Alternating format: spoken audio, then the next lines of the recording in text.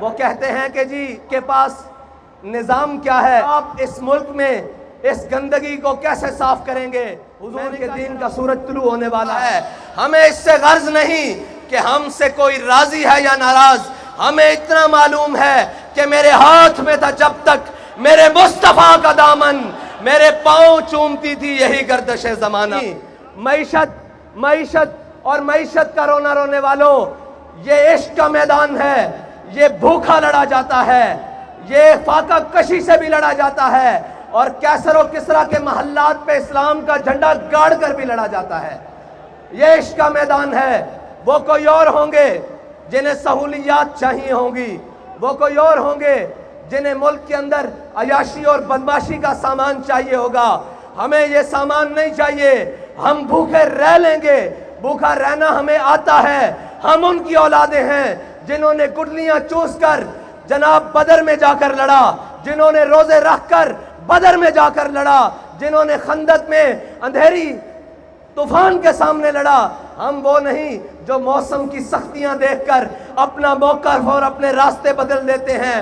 ہم وہ ہیں جب راستے میں چلتے ہیں تو سامنے منزل قریب آ کر ہمارے پاؤں چومتی ہے کہ یہ وہ ہیں، وہ محمد عربی کے غلام، طلب جس کی صدیوں سے تھی زندگی کو، وہ سوز پایا انہی کے جگر میں۔ یہ ہیں وہ محمد عربی کے غلام جن کو دیکھنے کے لیے زمین اور آسمان منتظر رہتے ہیں۔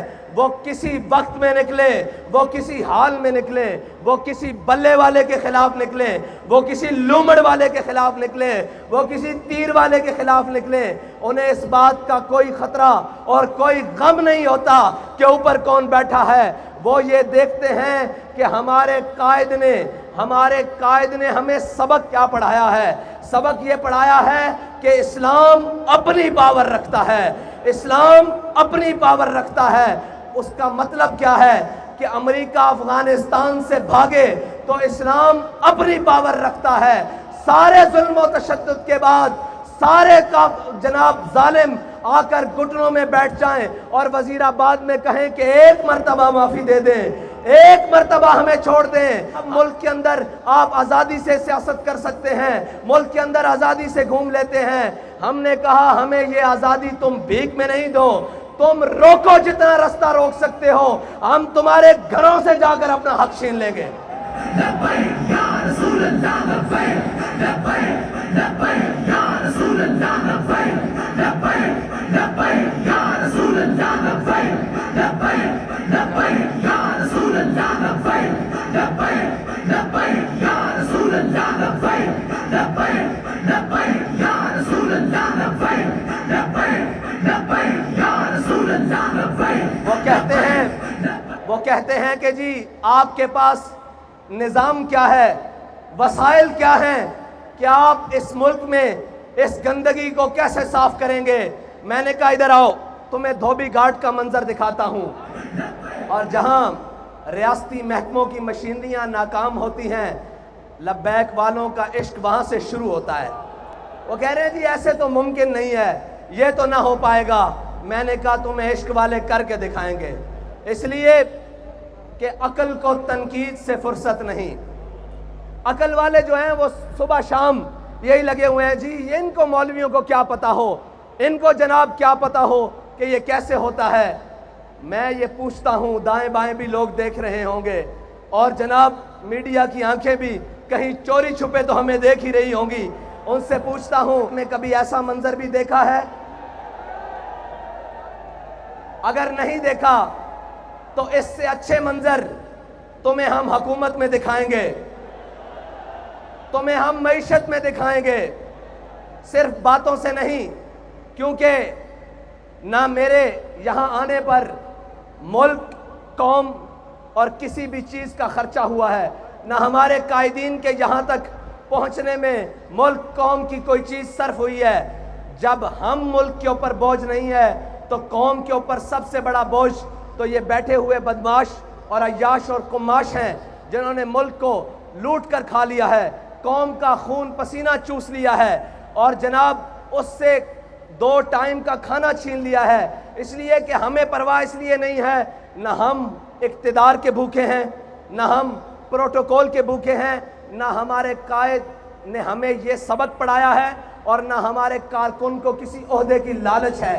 ہم تو اس نیت سے آئے ہیں کہ 70 سال سے اس قوم کو لوٹنے والوں، 70 سال سے اس قوم کے حق پر ڈاکہ ڈالنے والوں، ہم تمہیں یہ بتانے کے لیے آئے ہیں کہ بس اب تمہارے لیے لال لکیر کھینچ دی گئی ہے، اس سے آگے تمہیں نہیں بڑھنے دیا جائے گا۔ تم نے اور میرے اللہ کی قدرتیں دیکھیں، وہ جسے اقتدار ملا اور وہ جس نے صبح شام دعوے کیے کہ میں یہاں تبدیلی لاؤں گا، پھر اللہ نے اس سے اقتدار تبدیل کیا، اس کو ذلت کے طوق پہنائے، لیکن وہی ذلیل نہیں ہوا جو بار بیٹھے خاموش شیطان، خاموش تماشائی بنے رہے حضور سید عالم صلی اللہ علیہ وسلم کی عزت کے مسئلے پر، حضور سید عالم صلی اللہ علیہ وسلم کی ناموس کے مسئلے پر جو خاموش تماشائی بنے رہے، اللہ نے انہیں بھی اقتدار میں لا کر ذلت کے سارے طوق پہنا دیے ہیں اور یہ بتایا ہے کہ عزت اسی کی رہے گی جو میرے آقا کریم اور میرے نبی کی عزت کی بات کرے گا، اور جو حضور کی عزت کے پرچم کو بلند کرے گا عزت اسی کی ہوگی، اور انشاءاللہ اقتدار میں بھی آ کر سرفراز اور فخر مند وہی رہے گا جو جناب حضور سید عالم صلی اللہ علیہ وسلم کی ناموس کی بات کرے گا۔ اور ابھی بہت سارے میدان پڑے ہیں، تم یہ کہیں نہ سمجھ جانا کہ ہم 65 کے فرق سے لا کر پیچھے چھوڑنے والوں کو مایوس کر دیں گے۔ ہم مایوس نہیں ہیں، ہم 313 ہوں تو مایوس نہیں ہوتے، ہم احد میں 70 شہید ہو کر مایوس نہیں ہوتے، ہم خندق میں شکست دے کر کافروں کو مایوس نہیں ہوتے، ہم کربلا میں 72 دے کر مایوس نہیں ہوتے، ہم جیلوں میں جا کر مایوس نہیں ہوتے، زین شہید کو دفنا کر مایوس نہیں ہوتے۔ ہم یہ بتانے کے لیے آئے ہیں کہ جس گلی میں جاؤ گے، جس نگر میں جاؤ گے، جس کوچے میں جاؤ گے، آگے سے تمہیں لبیک والے ملیں گے انشاءاللہ۔ آئی ایم ایف کے آگے قوم کو گروی رکھنے والوں، آئی ایم ایف کے آگے قوم کا عزت اور وقار بیچنے والوں، اپنے محلات کو تزئین و آرائش سے آراستہ کرنے والوں، لوگوں کو تو یہ بتایا جاتا ہے کہ جب میرے آقا و مولا صلی اللہ علیہ وسلم دنیا سے تشریف لے گئے، سارے بتاتے ہیں، عمل نہیں کرواتے، کہتے ہیں کہ جب ہمارے آقا و مولا صلی اللہ علیہ وسلم دنیا سے تشریف لے گئے تو آپ کی ذرہ یہودی کے ہاں رہن رکھی ہوئی تھی۔ میں نے کہا جب میرے آقا کی ذرہ یہودی کے ہاں رہن تھی، قوم کی عزت اور وقار تو رہن نہیں تھا، تم قوم کے عزت اور وقار کو رہن رکھ کر خود عیاشیاں کرتے ہو۔ رکھواؤ بلی گالا آئی ایم ایف کے ہاں رہن رکھواؤ، اور اس کے بعد جناب بلاول ہاؤس رکھواؤ رہن، اور جناب اس کی شورٹی پر قرض لو ملک کے لیے، پھر پتہ لگے کہ تم ملک کے خیر خواہ کتنے ہو، تم ملک کے جناب حامی کتنے ہو، تم اس قوم کے کتنے خیر خواہ ہو، تمہیں اس قوم کی ترقی میں کتنی دلچسپی ہے، تمہیں اس قوم کی خیر خواہی میں کتنی دلچسپی ہے۔ لیکن جن کے وزیر خارجہ بننے کے بعد دورے واشنگٹن ڈی سی اور جناب امریکہ کے ہوں، ان غلاموں کا یہ مسلک ہے کہ ناقص ہے کتاب، سکھاتی نہیں مسلمان کو غلامی کے آداب۔ ان کو لبیک والوں سے ڈر کیا ہے؟ سارے مل گئے ہیں۔ میں نے ایک سٹیج پہلے پر کہا تھا کہ یہ 11 جماعتیں، یہ جناب چوروں کا اتحاد، اس میں انشاءاللہ 12واں بھی ملے گا جو ابھی در بدر ٹھوکریں کھا رہا ہے۔ ان کے مقابلے میں اگر کوئی میدان عمل میں کھڑا رہے گا تو وہ صرف لبیک والے ہوں گے انشاءاللہ۔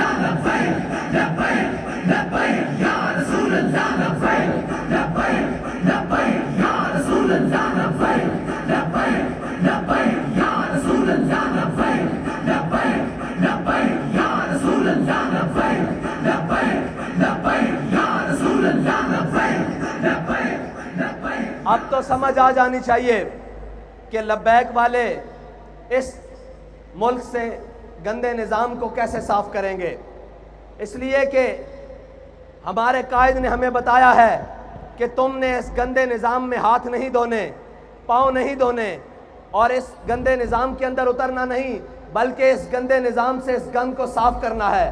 اس کا طریقہ کار ہمارے قائد نے ہمیں بڑا سادہ بتایا ہے کہ کبھی مال و دولت اور کبھی شہرت کے پیچھے نہ بھاگنا، اور کبھی اس اللہ اور اس کے رسول کی بارگاہ سے نظریں ہٹا کر لوگوں کی طرف مت دیکھنا، اور یہ بتانے کے لیے کہ مر جائیں گے ظالم کی حمایت نہ کریں گے، احرار کبھی ترک روایت نہ کریں گے، نہ ہم شیخ، نہ ملا، نہ مصاحب، نہ لیڈر جو خود نہیں کرتے وہ ہدایت نہ کریں گے۔ ہم وہ نہیں ہیں جو ڈی چوک سے 2 کلومیٹر پیچھے قوم کا سودا کر کے گھر آ کر کہیں کہ مجھے خطرہ تھا کہیں ایسا نہ ہو جائے۔ بابا جی کہا کرتے تھے کافر کی موت سے بھی لرزتا ہو جس کا دل، کہتا ہے کون اسے مسلمان کی موت مر۔ بابا اسے عشق کی گلی کہتے ہیں، اسے میدان عمل کہتے ہیں۔ تم نے اقتدار کے مزے لیے ہیں کسی اور کے ہاتھوں میں کھیل کر، تمہیں ایک دن کے لیے بھی حقیقی اقتدار نہیں ملا، تمہیں پتہ ہی نہیں ہے اقتدار کہتے کسے ہیں۔ تمہیں تو لایا گیا پھر اقتدار سے بھگایا گیا، اور اب باہر نکل کر تم بھی اس جناب جو ملک سے بھاگا ہوا شخص ہے اس کی طرح کہتے ہو مجھے کیوں نکالا، مجھے کیوں نکالا۔ میں نے کہا ادھر آ، تجھے بتاتے ہیں تجھے کیوں اتارا۔ تو ختم نبوت کے مجاہدوں کا، ناموس رسالت کے مجاہدوں کا قاتل ہے، اس لیے تجھے نکالا۔ تو نے ان کا خون بہایا اس لیے نکالا، اور سب سے بڑی بات تو نے ناموس رسالت کے بل کے ساتھ غداری کی اس لیے تجھے نکالا گیا۔ اور دوسروں کو کیوں لایا گیا؟ دوسروں کو اس لیے لایا گیا کہ وہ بھی واضح ہو جائیں جنہیں بڑے دعوے ہیں کہ ہم ملک کی معیشت ٹھیک کر لیں گے، ہم ڈالر کو جناب مستحکم کر دیں گے، ملک کے روپے کو مستحکم کر دیں گے۔ انہیں بتایا جا رہا ہے کہ یہ بس اب تمہارے بس کی بات نہیں، اب یہ انہی کے ہاتھ سے ہوگا جن کے بڑوں نے پاکستان بنایا تھا، جن کے بڑوں نے جنگ آزادی کی جنگ لڑی تھی، اور جن کے بڑوں نے اس پاکستان، اس ہندوستان سے فرنگی سامراج کو شکست دی تھی۔ اب یہ ملک تبھی ٹھیک ہو سکتا ہے جب محمد عربی کے غلاموں کے ہاتھوں میں آئے گا انشاءاللہ۔ اب آپ کا امتحان، لبیک والوں، آپ کا امتحان ابھی مزید ہے کہ آپ نے یہاں سے لوٹ کر جب جانا ہے تو کرنا کیا ہے، کرنا کیا ہے۔ اب آپ کے لیے مزید امتحان کا وقت آنے والا ہے۔ ہم نے کہا تھا کہ اپنے ووٹ پر پہرا دیں گے، اور الحمدللہ وہ جو 10-10 ہزار کا فرق رکھتے تھے وہ 65 تک آ گئے۔ وہ کیا کہتے ہیں، شرما گئے، لجا گئے، دامن چھڑا گئے، مرحبا عشق، وہ یہاں تک تو آ گئے، وہ یہاں تک تو آ گئے ہیں انشاءاللہ۔ اب 65 سے الٹی گنتی چلنے والی ہے انشاءاللہ، اور ابھی ان کو معلوم نہیں ہے کہ یہ میدان چھوڑ کر کہیں جائیں گے بھی نہیں، اور کسی ظالم کے لیے میدان خالی بھی نہیں چھوڑیں گے۔ اور انشاءاللہ تم کیا سمجھتے ہو ہمارے جذبات کم ہو گئے ہیں؟ میں نے آج بھی کہا ابھی شام فیصل آباد ہوگی انشاءاللہ، لیکن فیصل آباد میں شام نہیں دن ہوا ہے، اور حضور کے غلاموں نے بتایا ہے کہ ہمیں جہاں بھی بلایا جائے گا حضور کے نام پر، حضور کے دین کو تخت پر لانے کے لیے، وہ کوئی بھی سرزمین ہوگی، وہ نواب شاہ کی سرزمین ہوگی، وہ سکھر کی سرزمین ہوگی، کراچی کی ہوگی، خیبر پختونخوا کی ہوگی، بلوچستان کی ہوگی، کشمیر کی ہوگی، پنجاب کی ہوگی، جس وقت بلایا جائے گا انشاءاللہ ہم لبیک کہتے ہوئے حاضر ہوں گے انشاءاللہ۔ بھائی ایسے نہیں، ایسے نہیں، ایسے نہیں، ایسے نہیں۔ جلسہ اپنے اختتام کو جا رہا ہے، لیکن دھوبی گھاٹ کا گراؤنڈ لبیک والوں کا دوبارہ منتظر رہے کہ وہ منظر دوبارہ بننا کیسے ہے۔ اب لبیک کا نعرہ لگائیں، لبیک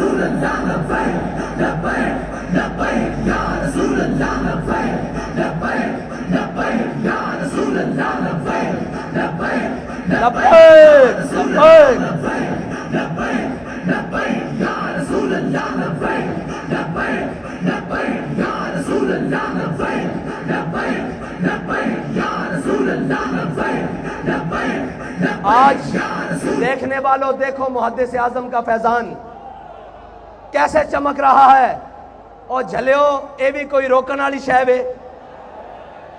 اے تے تواڈے گھر دی گل ہے، لا کے دسو بھائی جناب محدث اعظم دا فیضان کس طرح گونج رہا۔ لبیک